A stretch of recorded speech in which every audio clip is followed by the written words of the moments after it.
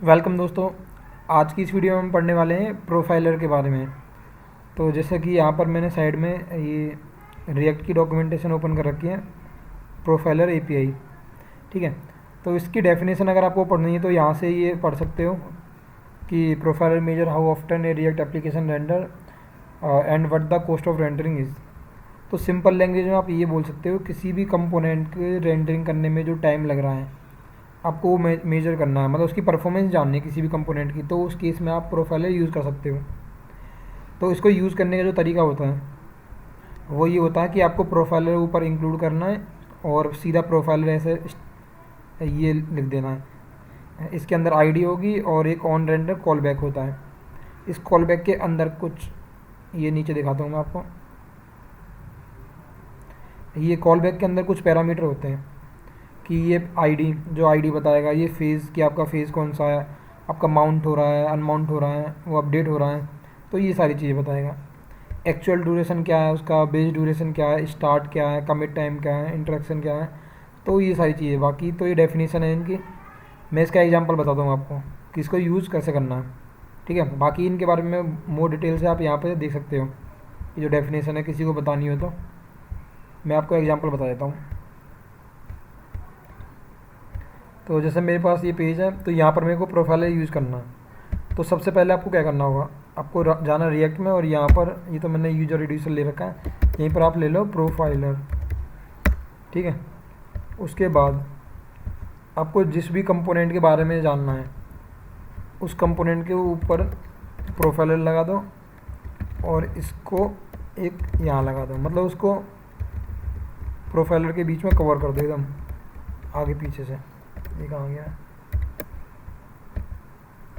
ठीक है, अब इसके अंदर क्या होगा, इसके अंदर देखो एक तो होगी आईडी कि ये मान लो इसकी आईडी होगी, मैं रख देता हूँ कस्टम हुक। ठीक है, और इसके अंदर होगा एक कॉल बैक। तो कॉल बैक के लिए इन्होंने क्या लिया हुआ था वही मैं कॉपी पेस्ट कर देता हूँ।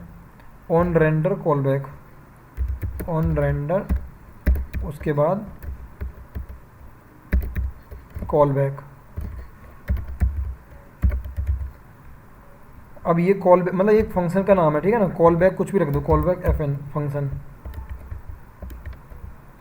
और इस वाले फंक्शन को मैं यहाँ पर डिफाइन कर देता हूँ वेरी कॉन्फेन, और यहाँ पर कुछ पैरामीटर्स के आएंगे जैसे कि आईडी। अगर मेरे को पता करना है इसकी आईडी क्या है, आईडी होगा तो ये मैं सारे यहाँ से कॉपी कर लेता हूँ ये वाले। ठीक है, तो ये मैंने आई थिंक यहाँ पर रख रखे हैं कॉपी करके, ये रहे। तो मैं इसी को कॉपी कर लेता हूँ।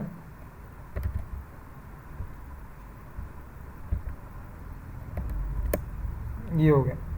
तो देखो इसके अंदर है कि आईडी है, एक्चुअल टाइम क्या है, बेस ड्यूरेशन क्या है, टाइम स्टार्ट क्या है। तो मैं एक एक करके आपको मैं बता देता हूँ। सबसे पहले आईडी, आपको आईडी उठानी है ना, वो कैसे मिलेगी देखो।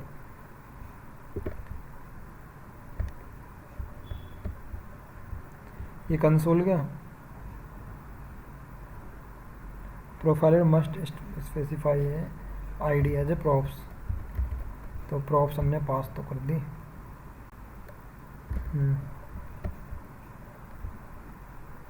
इसको रिफ्रेश करते हैं।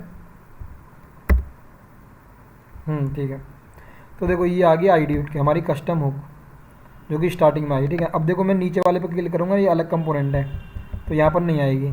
ऊपर वाले पे क्लिक करूँगा मैं तो ये देखो आईडी आती जा रही है। ठीक है, तो ये तो आईडी आ रही है, इसका मतलब हमारा ये प्रोफाइलर सही काम कर रहा है इसके लिए, कस्टम हुक के लिए। अब इसमें देखो उसकी मेरे को एक्चुअल ड्यूरेशन जाननी है, वो पता चल जाएगा। उसके बाद ये बेस ड्यूरेशन क्या है वो पता चल जाएगा। सेम स्टार्ट टाइम क्या है उसका, तो ये सारी डिटेल में दिखा देता हूँ आपको कि इनमें क्या क्या आता है, कि कमिट टाइम क्या है, इंटरेक्शन क्या है।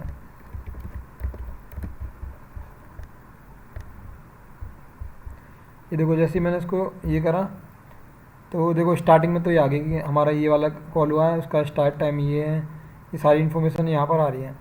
अब देखो जैसे ही मैं इस पर क्लिक कर रहा हूँ मैं, अब जो ये नंबर जो आ रहा है ना 10 से 11 हुआ है, 11 से 12 हुआ है, तो ये इसका कितना टाइम जा रहा है, स्टार्ट कितना हो रहा है, इसको कितना मतलब रेंडर करने में टाइम लग रहा है एक्चुअल। तो ये सारी इन्फॉर्मेशन है यहाँ पे। तो इसका मतलब ये है कि आपने कोई 8-10 कंपोनेंट बना रखे हैं सपोज करो, ठीक है। अब एक कंपोनेंट आपका टाइम ले रहा है अच्छा खासा, मतलब उसमें एपीआई लग रही है, और एपीआई जब डेटा लेकर आती है उसके बाद वो चीज़ें रेंडर होती हैं। तो आपको वो टाइम जानना है, ठीक है। तो वो इन्फॉर्मेशन आपको पता चल जाएगी। इससे बेनिफिट ये है कि आपके मतलब जो पेज होता है उस पर कौन सा कंपोनेंट ज़्यादा हैवी लगा हुआ है, तो आप वो पता कर सकते हो और उसका टाइम को आप कम कर सकते हो, ठीक है। तो ये इस पर्पज़ के लिए इसको हम यूज़ करते हैं। और दूसरी चीज़ कि आपने प्रोफाइलर अलग अलग लगा सकते हो। जैसे एक कंपोनेंट के लिए लगा दिया, अब मैं ये प्रोफाइलर लगा रहा हूँ अलग कंपोनेंट के लिए, इस कंपोनेंट के लिए, ठीक है, प्रोफाइलर। तो इसकी आईडी मैं दे देता हूँ, ये हुक ये दे देता हूँ, ठीक है। तो अब मेरे को दोनों के लिए देखो पता चल जाएगा कि देखो पहले वाले के लिए सब टाइम आ रहा है। इसको मैं काट देता हूँ अभी के लिए। जैसे मान लो मैंने ये ऐड करा, ये ऐड तो अभी डायरेक्ट हो रहा है, मान लो ये थोड़ा टाइम ले रहा होता तो हमारा टाइम डिफरेंस मिल जाता हमें कि ये इतना एक्चुअल टाइम ले रहा है। ये किसके लिए है, ये हुआ है कस्टम हुक, मतलब उसकी आईडी ये है। अब जैसे मैं नीचे क्लिक करूँगा तो देखो इसकी आईडी ये है, तो इस वाले कंपोनेंट में इतना टाइम लग रहा है, इस कंपोनेंट में ये लग रहा है और इस कंपोनेंट में ये लग रहा है। तो हम ऐसे डिफरेंस निकाल के सारे कंपोनेंट का अपना टाइम पता कर सकते हैं कि किसकी क्या परफॉर्मेंस है, ठीक है। तो परफॉर्मेंस चेक करने के लिए ये सबसे सही लगता है। बाकी आपके ऊपर है और क्या यूज़ करोगे आप, ठीक है। तो होपफुली आपको समझ आ गया होगा कि कंपोनेंट के जो परफॉर्मेंस है उसको जानने के लिए हम इसको यूज़ करते हैं, ठीक है। फिर मिलते हैं नेक्स्ट वीडियो में। Thank you.